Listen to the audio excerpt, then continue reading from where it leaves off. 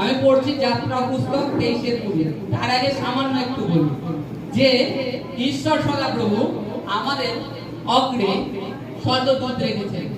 যারা আমরা প্রভুতে বিশ্বাস্ত হয়েছি, প্রভুর চরণে জীবন দিয়ে দিয়েছি, তিনি আমাদের অগ্রে অগ্রে কি স্বর্গদূত দিয়েছেন। তিনি আমাদের অগ্রে অগ্রে জানেন। আর আমাদের সেই দূত আমাদের মধ্যে ত্রাস উৎপন্ন করে। চলুন আজকে বাক্যে দেখবো ত্রাস মানে কি? ভয়। দূত, কারণ সেই দূতের অন্তরে কার নাম আছে? ঈশ্বর সদাপ্রভুর নাম। তুমি অন্যায় করবা, পাপ করবা, ঈশ্বর সদাপ্রভুর দূত তোমাকে আঘাত করবে। এই কারণে তুমি যাতে অন্যায় না করো। হালেলুয়া। দেখবো আমরা যাত্রা পুস্তক 23-20 থেকে। দেখো, আমি পথে তোমাকে রক্ষা করিতে এবং আমি যে স্থান প্রস্তুত করিয়াছি সেই স্থানে তোমাকে লইয়া যাইতে তোমার অগ্রে অগ্রে এক দূতকে প্রেরণ করিয়াছি। তাহার হইতে সাবধান থাকিও এবং তাহার রবে অবধান করিও। তাহার অন্তরে অসন্তোষ জন্মাইও না, কেননা তিনি তোমাদের অধর্ম ক্ষমা করিবেন না, কারণ তাহার অন্তরে আমার নাম রইয়াছে। কিন্তু তুমি যদি নিশ্চয় তাহার রবে অবদান করো এবং আমি যাহা যাহা বলি সে সমস্ত করো, তবে আমি তোমার শত্রু ও তোমার বিপক্ষদের বিপক্ষ হইব। হালেলুয়া।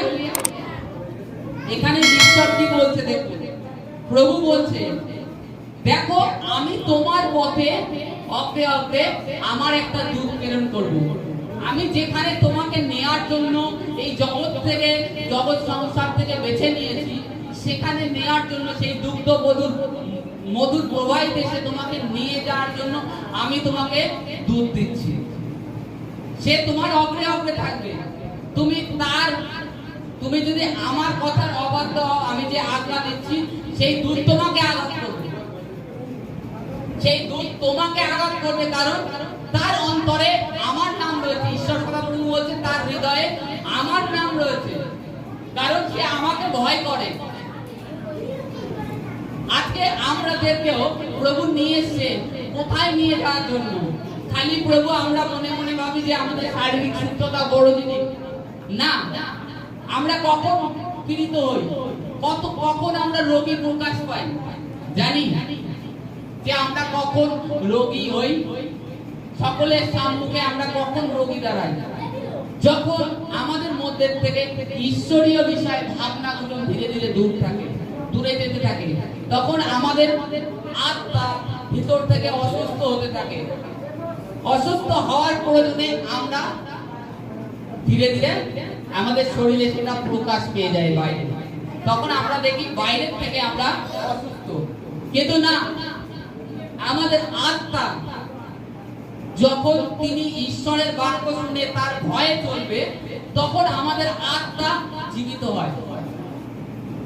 শরীরে বাইরে দেখা যায় আপনি রোগা, আপনি পাতলা, আপনার মাংস নেই, আপনাকে অনেক কিছু বলবেন, কিন্তু আপনার আত্মাটা কতটা সুস্থ?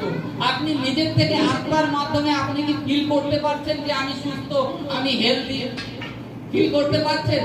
তখন আপনার বাইরেও সেটা ধীরে ধীরে প্রকাশ পাবে। আজকে এই যে দূত কেন দিয়েছে? আমাদের সেই গন্তব্য পথ ঈশ্বর সদাপ্রভু সেই সিয়ন রাজ্যে নিয়ে যাওয়ার জন্য। আজকে দেখেছেন আপনারা যখন প্রার্থনা করতে বসেন না, তখন আপনারা ভাবেন যে কি করিনি হলো, কি করা হয়নি, কারণ আপনার সঙ্গে যে দূত রয়েছে সে আপনাকে, আপনার মধ্যে ভয় উৎপন্ন করছে। সে ভয় উৎপন্ন করছে কারণ আপনাকে ঈশ্বর যেখানে নিয়ে যাবে, সেই সিয়ন স্বর্গ রাজ্য, তার জন্য আপনাকে তৈরি করার জন্য। সেই স্বর্গদূতের অন্তরে তার ঈশ্বর সদাপ্রভুর নাম রয়েছে, আর ঈশ্বর সদাপ্রভু তার কাছ থেকে আদায় করবে আপনার রক্তে। আপনি যদি কোনো ক্রমে পাপে চলে যান, ভুল পথে চলে যান, ঈশ্বরকে ছেড়ে, ঈশ্বর তার কাছে দাবি করবে যে আমি তোমাকে ওকে দেখার জন্য দিয়েছি, আর তুমি কি করেছো? তুমি কি করেছো? এই কারণে আমরা যখন প্রার্থনা না করি, তখন আমাদের মধ্যে ত্রাস উৎপন্ন হয়, ভয় লাগে, প্রভুর থেকে দূরে যায়, কারণ স্বর্গদূত অলরেডি রয়েছে। তিনি আমাদেরকে সজাগ করবেন। কি করিস নি, কি করা হয়নি তোর? আর ঈশ্বর এটাই চায় আমরা প্রত্যেকে সেই সিওন অবধি পৌঁছাতে পারি, তার জন্য তিনি এই দূতকে দিয়েছেন। আজকে ইসরায়েল সন্তানদেরকে কোথায় নিয়ে জন্য দিয়েছিলেন? কানান, সেই দুগ্ধ মধুর প্রবাহী দেশ। আজকে দুগ্ধ মধুর প্রবাহী দেশ কোথায়? সেই ঈশ্বরের রাজ্য, সিওনে নেয়ার জন্য, যাতে তুমি পবিত্র হয়ে সদাপ্রভুর ভয়ে চলে। তবে ঈশ্বর তোমার জীবনে অদ্ভুত ভাবে কাজ করবে।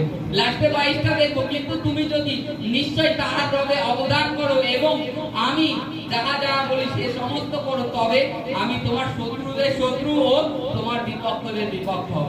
Hallelujah, amen, hallelujah. এখানে প্রভু বলছে তোমরা যদি আমার রবে মনোযোগ করো আর আমার রবটাকে শুনে মানো, আমি তোমার শত্রুদের শত্রু হব। হালেলুয়া। তোমার শত্রুদের শত্রু, তোমার যে শত্রু আছে তারও শত্রু, তার সাথে শত্রুতা, কারণ তুমি ঈশ্বর সদাপ্রভুর আজ্ঞা মানো। আর তোমার যে বিপক্ষ, তার যে বিপক্ষ, তারও বিপক্ষ হব আমি, কারণ আমার অন্তরে তুমি আমাকে ধারণ করেছো, গ্রহণ করেছো, আর আমার আজ্ঞা, আমার আওয়াজটাকে তুমি ফলো করো, আমার আওয়াজ মেনে শোনো, আমার আওয়াজ মেনে চলো, আমার বাক্যকে মানো, তুমি শ্রদ্ধা করো। ঈশ্বর সদাপ্রভুর বাক্যকে শ্রদ্ধা করা কি? চুরি করো না, মিথ্যা কথা বলো না, পাপ কাজ করো না, ব্যভিচার করো না। এই সমস্ত যেদিনকে তুমি ত্যাগ করবে, সেদিনকে ভাববে হৃদয় থেকে, হ্যাঁ ঈশ্বর সদাপ্রভু আমার ভিতরে আছে। তার ভয়ে যখন জীবন যাপন করবে, তোমার মধ্যে তোমার মধ্যে যে জ্যোতি আছে সেটা তুমি দেখতে পাবে না, কিন্তু বাইরের লোক দেখতে পারবে তোমার জ্যোতি। বাইরে যারা জগৎ সংসারের মানুষ, তারাই দেখতে পারবে তুমি ঈশ্বরের সন্তান, আর তোমার মধ্যে জ্যোতি বিরাজমান করে। আর তোমাকে এরকম প্রশ্ন করবে যে এই অল্প বয়সে এত জ্ঞান কোথা থেকে আসে? এটা ঈশ্বর থেকে হয়, মানুষের থেকে নয়, কিংবা আমাদের ভাবনার থেকে নয়। তোমার শত্রুর শত্রু হবে সে কে? ঈশ্বর সদাপ্রভু। তোমার বিপক্ষের বিপক্ষ হবে ঈশ্বর সদাপ্রভু। তোমার লড়তে হবে না, ঈশ্বর তোমার হয়ে লড়বে। খালি আমাদেরকে কি করতে হবে? ঈশ্বর সদাপ্রভুর রবে মনোযোগ করতে হবে, তার বাক্যটাকে ধ্যান করতে হবে, তবেই ঈশ্বর আমাদের জীবনে অদ্ভুত কাজ করবে। আর তার বাক্য মনোযোগ দেওয়া মানে তার বাক্য বললাম খালি চলে গেলাম তা না, সেটাকে নিজেদের জীবনে, নিজেদের পরিবারে লাগু করতে হবে, তবেই ঈশ্বর এই কার্য করবে। তখন যাচনা করবে, দেখবে তোমার যাচনা তুমি উত্তর পেয়ে যাবে। তার জন্য আর দুবার তিনবার প্রার্থনা করতে হচ্ছে। আরেকটা বিষয় দূত দিয়েছে, দূতের মাধ্যমে তুমি যদি পবিত্র হও, আজ্ঞা হও, তবে দেখবা অদ্ভুত কাজ হবে। Hallelujah, hallelujah, hallelujah. যাদের ধন্যবাদ আছে তারা অবশ্যই দিয়ে যাবেন। আমি প্রথমে ধন্যবাদ দিই সর্বপ্রথম ঈশ্বর সদাপ্রভু। এই গত সপ্তাহে মানে এতটা ঠান্ডা গরম লেগে গিয়েছিল, তা আমি ভাবছিলাম যে প্রভু, কালকে ভাবছিলাম যে প্রভু কালকে তো প্রার্থনা, এত ঠান্ডা গরম লেগেছে, গলার থেকে আওয়াজ ঠিকঠাক বেরোচ্ছে না, কি হবে প্রভু? এইভাবে কলকাতার ওখানে এসছি, ওর মা ফোন করেছে যে ছেলে শরীর খারাপ, বাড়ি আসছে, শরীর বলছে ভালো লাগছে না, ভালো লাগছে। তারপরে আসার পরে আমি প্রার্থনা করলাম, প্রার্থনা করার পরে দাদার কাছ থেকে আবার প্রার্থনা করিয়েছে। তাই ঈশ্বরকে ধন্যবাদ দিই, কারণ আমাদের জীবনে অনেক কিছু আছে, কিন্তু ঈশ্বরের সদাপ্রভু সদা সর্বদা আমাদের সঙ্গে সঙ্গে আছে, আর তিনি আমাদের জীবনে অদ্ভুতভাবে মিরাক্কেল করেন। বলছে আমি বসতে পারছি না, আমার পায়ে জোর পাচ্ছি না, আমি পড়ে যাচ্ছি।